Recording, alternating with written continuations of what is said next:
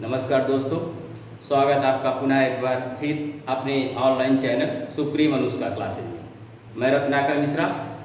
पिछले वाले वीडियो में हम आपको वर्णमाला पढ़ा रहे थे। वर्णमाला के अंतर्गत व्यंजन और स्वरों को हमने बताया। व्यंजन कितने प्रकार के होते हैं, स्वर कितने प्रकार के होते हैं, उनकी संख्या कितनी है, ये सब आपके पिछले वाले वीडियो में हमने बताया। अल्पप्राण और महाप्राण पर हमने चर्चा की। आज उसी के आगे नेक्स्ट टॉपिक पर बढ़ते हैं। वर्णमाला की ये चैप्टर चल रहा है और उसी वर्णमाला के अगले नेक्स्ट टॉपिक पर बात करते हैं और वो टॉपिक है अघोष और सघोष। अघोष और सघोष की परिभाषा क्या है, इस अघोष और सघोष को कैसे जाना जाए, इसके अंतर्गत कितने व्यंजन आते हैं, अघोष के अंतर्गत कौन कौन से वर्ण हैं और सघोष के अंतर्गत कौन कौन से वर्ण हैं। तो दोस्तों, आज मुख्यतः हमारा टॉपिक अघोष और सघोष पर रहेगा, क्योंकि वर्णमाला से इस टॉपिक से भी एक दो प्रश्न पूछे गए हैं और पूछे जाएंगे। तो अघोष की बात की जाए, प्रश्न अगर आता है, कभी कभी प्रश्न से दो तरीके से पूछा जाता है। नाद की दृष्टि से, नाद या कंपन या आवाज की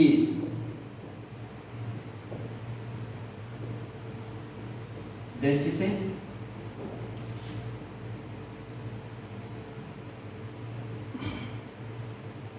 व्यंजन या वर्ण के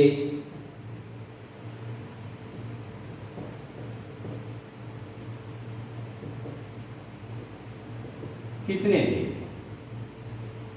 ये प्रश्न बनता है। नाद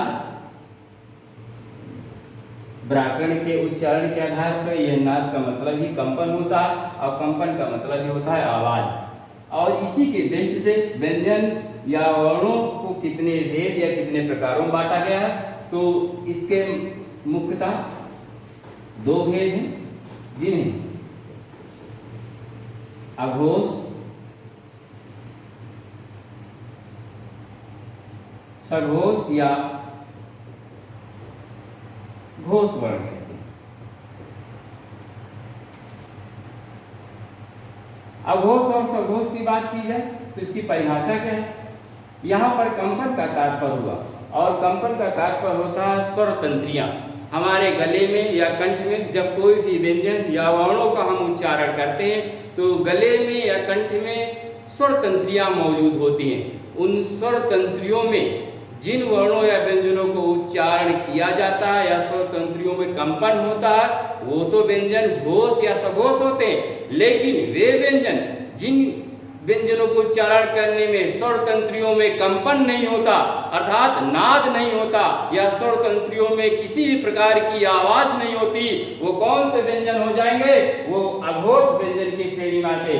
अघोष का मतलब जहां घोष यानी कंपन न हो, सघोष का मतलब जहां कंपन हो रहा हो, जहां नाद हो रहा हो, उन्हें सघोष कहते हैं। और जहां नाद या कंपन नहीं होता उन्हें अघोष के नाम से जाना जाता है। तो परिभाषा अगर इसकी देखी जाए तो स्वर तंत्रियों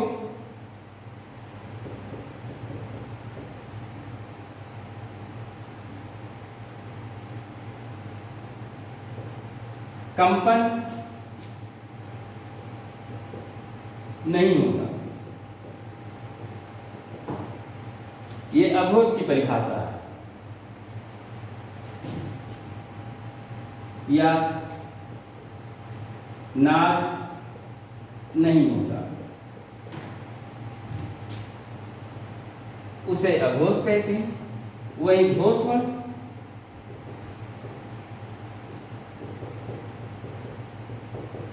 स्वर तंत्रियों में कंपन होता है, उसे सघोष या घोष वर्ण कहते हैं। इन व्यंजनों की संख्या क्या है, कैसे इनको जाने, तो हम आपको पहले बताएं। स्पर्श व्यंजन जो आपको हमने पढ़ाया था, स्पर्श व्यंजन, स्पर्श व्यंजनों की हमने संख्या आपको 25 बताई थी, जो वर्गों में बांटे गए हैं, यानी वर्गीय जिन्हें कहा गया है। जैसे का, ख, ग,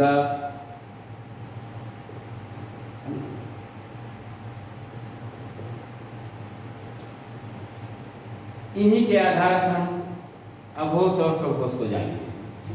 तो ये तो परिभाषा अघोष और सघोष की रही। वही इन व्यंजनों को पहचाने कैसे, अघोष और सघोष के अंतर्गत कितने वर्ण हैं, इनकी संख्या कितनी है, तो उस पर आज बात कर लेते हैं।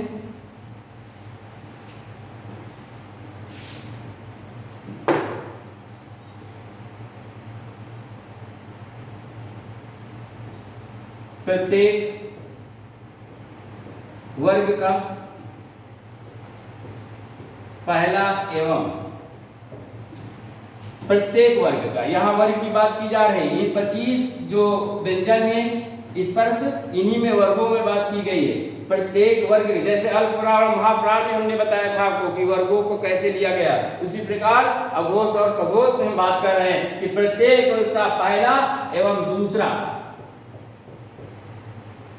दूसरा व्यंजन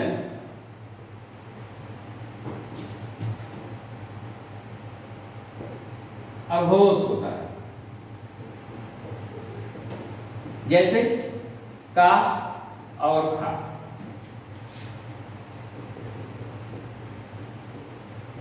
का, खा, फिर चावर का ले लेते हैं, चा, छा,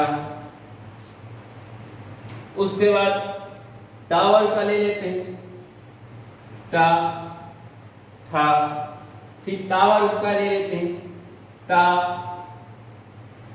था, फिर पावर का लेते हैं, पा और ये इतने व्यंजन जो हैं वर्गों के आधार पर वो होते हैं अघोष। इसके अतिरिक्त और भी हैं, अतः अघोष के अंतर्गत कुछ और भी व्यंजन रखे गए हैं।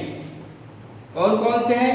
जैसे हम आपको आगत व्यंजन पढ़ा रहे थे, आगत व्यंजन हम 2 बताए थे जिनमें जा और फा होते हैं, यानी जा में तल बिंदु होता है और फा में भी तल बिंदु होता है। वही अघोष की बात की जाए तो अघोष के अंदर आगत व्यंजन में एक व्यंजन फा आता है जो अरबी फारसी की ध्वनियों के नाम से जाना जाता है। ये देखिए इसमें हमने तल बिंदु लगा दिया और तल बिंदु जैसे लग गया ये भी अघोष के अंतर्गत था।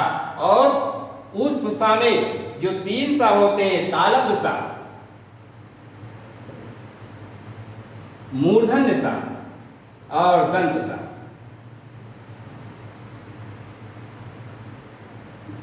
ये सब भी अघोष वर्ण के होते हैं। और इनका उच्चारण अगर स्वर्ण तंत्रियों का आधार पर देखें तो आप बोलकर भी इसे जान सकते हैं, लेकिन बोलने की थोड़ी सी प्रक्रिया कठिन है, ऐसे हम नहीं पहचान सकते। लेकिन इस परिभाषा के आधार पर हम आसानी से अघोष व्यंजनों को जान सकते हैं। जैसे आप बोल भी सकते हैं का, खा, ये देखिए गले की यानी कंठ की स्वर तंत्रियों में किसी भी प्रकार का कंपन नहीं हो पा रहा, तो निश्चित है कि ये कौन से व्यंजन हुए? अघोष हुए। अघोष का मतलब होता बिना कंपन किए हुए, बिना आवाज किए हुए, बिना नाद के, अर्थात नाद का मतलब ही होता ही आवाज। जिन व्यंजनों को उच्चारण करने नाद नहीं होता या स्वर तंत्रियों में कंपन नहीं होता, अगर प्रश्न आ जाए कि स्वर तंत्रियों के आधार पर व्यंजनों की संख्या या व्यंजनों के भेद कितने हैं, तो व्यंजनों के भेद 2 हैं। वो कौन से? अघोष और सघोष ही हैं। नाद के आधार पर आ जाए कि व्यंजनों के कितने भेद हैं, तो 2 हैं। कंपन के आधार पर, आवाज के आधार पर अगर आ जाए तो व्यंजनों के भेद आपको केवल 2 बताने हैं, यानी भेद और प्रकार बात एक ही है। तो ये देखिए यहाँ पर चा, छा, टा, था, ता, था, पा, फा, यानी प्रत्येक वर्ग का पहला एवं दूसरा जो व्यंजन होगा वो अघोष होगा। और इसके अतिरिक्त जा और फा जो हमने आगत ध्वनियां बताई थी, उन आगत ध्वनि में फा तो चला आएगा अघोष में और जा चला जाएगा सघोष में। और उसके बाद तालव्य सा, मूर्धन्य सा और दंत सा, इस पर से व्यंजन में इसे तालव्य सा के नाम से जाना जाता है, अर्थात ये तालु से निकलता है इसका उच्चारण। वही मूर्धन्य सा, इसका उच्चारण मूर्धा से होता है। और ये सा जो है इसे दंत सा के नाम से जाना जाता है, अर्थात इसका उच्चारण दंत के माध्यम से होता है। तो इतने जो व्यंजन हुए वो सब अघोष के अंतर्गत आते हैं। अब आगे बढ़ते हैं और आपको सघोष के विषय में बताते हैं।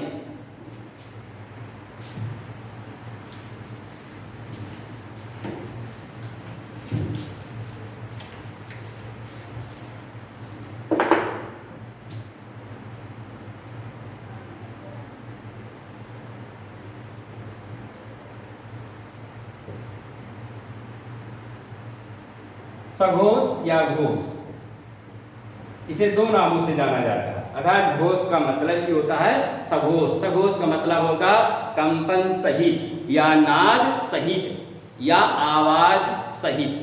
तो सघोष या घोष, इसकी परिभाषा क्या है उसको जरा देख लेते हैं। इसकी सर्वमान्य परिभाषा है, जिन वर्णों को उच्चारण करने में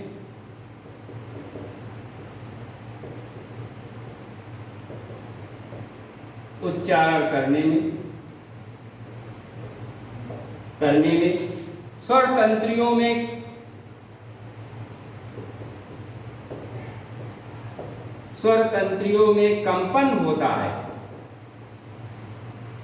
स्वर तंत्रियों में नाद होता है या स्वर तंत्रियां खनखनाती हैं या आवाज करती हैं, ऐसे व्यंजनों को ही घोष यानी सघोष के नाम से जाना जाता है।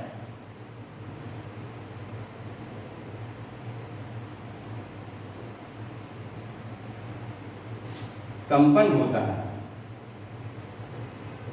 उन्हें ही सघोष या घोष वर्ण कहते हैं।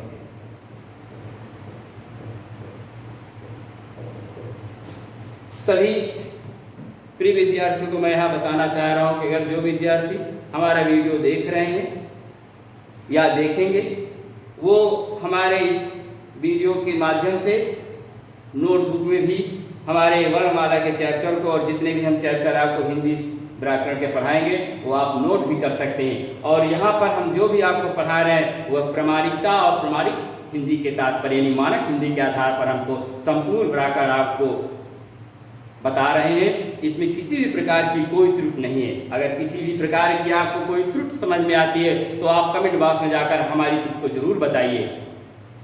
तो यहाँ पर यह परिभाषा हुई, उन्हें ही सघोष या घोष वर्ण कहते हैं।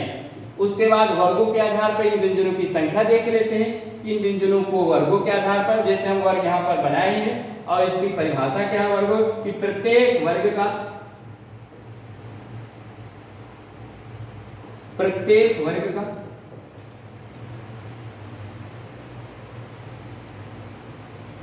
तीसरा, चौथा, पांचवा, तीसरा, चौथा एवं पांचवा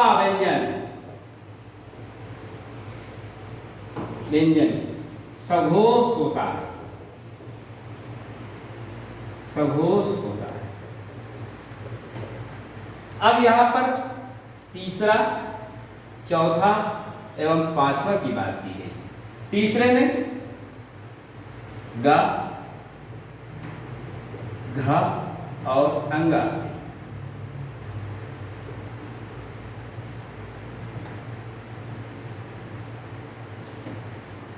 तो यहाँ पर हम इनको संख्या को देख लेते हैं कि सघोष या घोष वर्ण के आधार पर इनकी संख्या इस प्रकार है। जैसे उदाहरण देख लेते हैं,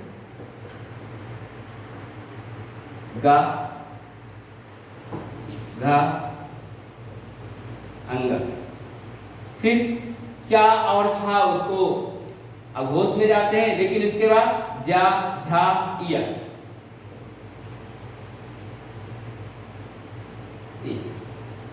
उसके बाद ता और ठा को उसमें ले आए, ड, ड, अ।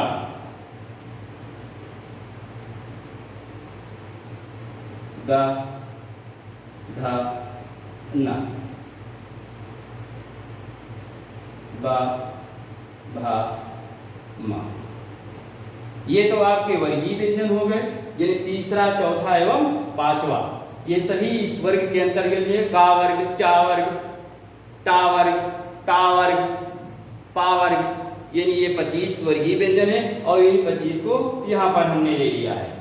उसके बाद क्या होता है, हमने आपको बताया। इसके बाद जा, ये आगत व्यंजन है। ये भी क्या होता है, ये होता है सघोष व्यंजन, यानी आगत जो दो व्यंजन हैं उनमें से जो फा है वो अघोष है, लेकिन जा ये सघोष व्यंजन की श्रेणी में आता है। यह प्रश्न इसके पहले सुपर टेट या यूपी टेट के एग्जाम में एक बार ये पूछा गया था और वही मैं यहाँ पर बता रहा हूँ कि टेट के एग्जाम में यह पूछा गया था। कभी कभी स्टूडेंट इन व्यंजनों को ध्यान नहीं करते और टेट की परीक्षाओं में एक क्वेश्चन हमारी टेट की परीक्षा क्वालिफाई नहीं होती, तो यहाँ पर आप हमारे द्वारा जो पढ़ाए गए नोट्स हैं वर्णमाला के, उसके आधार पर आप जानकारी ले सकते हैं कि अगर ये जा आ जाए, जिसे तल बिंदु के नाम से जाना जाता है, इसे अरबी या फारसी ध्वनियों के नाम से जाना जाता है, इसी ध्वनियों से आगत व्यंजनों की रचना हुई है। और ये आगत व्यंजन जो जा है वो किस में आता है, सघोष में आता है, यानी ये सघोष व्यंजन है जा। और फा कौन सा है, फा जो है आगत व्यंजन में जिसके तल बिंदु लगा वो पिछले वाले हमने आघोष में बताया था, और जा ये सघोष में है। इसके अतिरिक्त कौन कौन से आते हैं, इसके अतिरिक्त अंतस्थ व्यंजन भी इसमें आते हैं, या, रा, ला, वा और हा, ये व्यंजन भी सघोष व्यंजन की श्रेणी में आते हैं। इसके अतिरिक्त और भी इसके हैं, यानी इसके अतिरिक्त सभी स्वर, सभी स्वरों की संख्या कितनी है, 11 है, यानी आ से लगाकर आ से लगाकर औ तक या आह तक जितने भी स्वर हैं, ये सब इन्हीं स्वरों की संख्या जो 11 है वो सब किस में आएंगे, वो सब आ जाएंगे सघोष व्यंजन की श्रेणी में। स्वरों के आ जाने से इसलिए सघोष को क्या कहते हैं, घोष वर्ण कहते हैं, अर्थात व्यंजन हट जाकर इसे वर्ण के नाम से पुकारा जाने लगा। वहां घोष को तो व्यंजन ही कहा जाता, लेकिन यहाँ पर स्वर आ गए हैं, यानी 11 स्वर भी सघोष होते हैं, यानी घोष वर्ण होते हैं, अर्थात इनमें भी कंपन होता है या नाद होता है और स्वंत तंत्रियों के खनखनाहट या झंझनाहट इनमें होने लगती है, इसलिए ये भी सघोष की श्रेणी में आते हैं। तो दोस्तों ये आपके सघोष व्यंजनों की संख्या रही है, और इनकी अगर संख्या पूछ ली जाए तो इनकी संख्या को भी आप यहाँ पर काउंट कर सकते हैं, और काउंट के आधार पर आप इनकी संख्या को भी बता सकते हैं कि सघोष वर्णों की या सघोष व्यंजनों की संख्या कितनी है और अघोष व्यंजनों की संख्या कितनी है। तो यहाँ पर हमने आपको अघोष और सघोष व्यंजनों के विषय में बताया, परिभाषा बताई और उन व्यंजनों को कैसे पहचाने ये हमने आपको बताया। तो इसके आगे नेक्स्ट टॉपिक में हमारा एक टॉपिक अभी स्पर्श व्यंजन का, जो पिछले वाले वीडियो हमने पढ़ाया था उसमें हम स्पर्श व्यंजन में कंठ, तालु, मूर्धा, दंत और ओष्ठ से कैसे हम इन व्यंजनों को पहचाने, तो नेक्स्ट वाले वीडियो हम इसी पर चर्चा करेंगे। और संस्कृत श्लोक या सूक्त के आधार पर आपको हम बताएंगे कि कंठ के आधार पर कैसे व्यंजन निकलते हैं, तालु के आधार पर कैसे निकलते हैं। आज ये टॉपिक हमारा मुख्यतः अघोष और सघोष पर केंद्रित था, और इसके वाले नेक्स्ट वाले वीडियो में आपको हम यानी वर्णमाला के अंतर्गत ये चैप्टर पूरा चल रहा है, और इसके अंतर्गत जितने भी क्वेश्चन है, एक भी प्रश्न और एक भी टॉपिक इस वर्णमाला से हम छोड़ने वाले नहीं है। आपको पूरा टॉपिक इस वर्णमाला से हम आपको पढ़ाएंगे और विस्तार से पढ़ाएंगे, वो ट्रिक के भी माध्यम से हो और चाहे जैसे माध्यम से हो, लेकिन आपका एक प्रश्न हम गलत नहीं होने देंगे। चाहे टेट की परीक्षा दीजिए, चाहे ट्रिपल एससी की परीक्षा हो या पुलिस की परीक्षा हो या दरोगा की परीक्षा हो, सभी परीक्षाओं में एक भी प्रश्न आपका हम हिंदी व्याकरण से या सामान्य हिंदी से गलत नहीं होने देंगे, इतना तो मैं आपसे जरूर वादा करता हूँ। लेकिन आपकी ये पूरी दृढ़ निश्चय होना चाहिए कि हमारे जितने भी वीडियो है वो वीडियो आपको डे बाय डे उपलब्ध होते रहेंगे, और मैं आशा करता हूँ कि आप हमारे वीडियो को लाइक और शेयर जरूर करिए। कमेंट बॉक्स पर हमारे कमियों को निश्चित रूप से बताइए। हाँ, अभी हमारे पास जैसे अन्य यूट्यूब चैनलों में सब चीज़ें बताई जा रहे हैं, उनके माध्यम से हम भी कोशिश में लगे हुए हैं और आपको बेहतर सामग्री उपलब्ध कराने की कोशिश कर रहे हैं। और हमारी टीम के माध्यम से अन्य टॉपिक या अन्य विषय भी आपको पढ़ाए जाएंगे, यानी सभी कोर्सेज यहाँ पर उपलब्ध कराया जाएगा, चाहे वो यूपी पुलिस का कोर्स हो या यूपी दरोगा का हो। टेट का एक अलग कोर्स यहाँ पर लॉन्च किया जाएगा, सुपर टेट का भी यहाँ पर एक कोर्स चलाया जाएगा, ऑनलाइन कोर्स। और उसके बाद यहाँ पर एक नेक्स्ट कोर्स है जो अलग पार्ट में डिवाइड किया गया, वो पीसीएस और आरआईएस की प्रारंभिक और मुख्य परीक्षा के अंतर्गत उसकी भी टीम इस चैनल पर पढ़ाएगी और बेहतर विद्यार्थियों का मार्गदर्शन करेगी। तो नेक्स्ट वीडियो का हमारा वेट करिए और नेक्स्ट वीडियो ईश्वर व्यंजन के संस्कृत सूक्त के आधार पर हम आपको बताने वाले। तब तक बने रहिए और खुश रहिए। नमस्ते दोस्तों।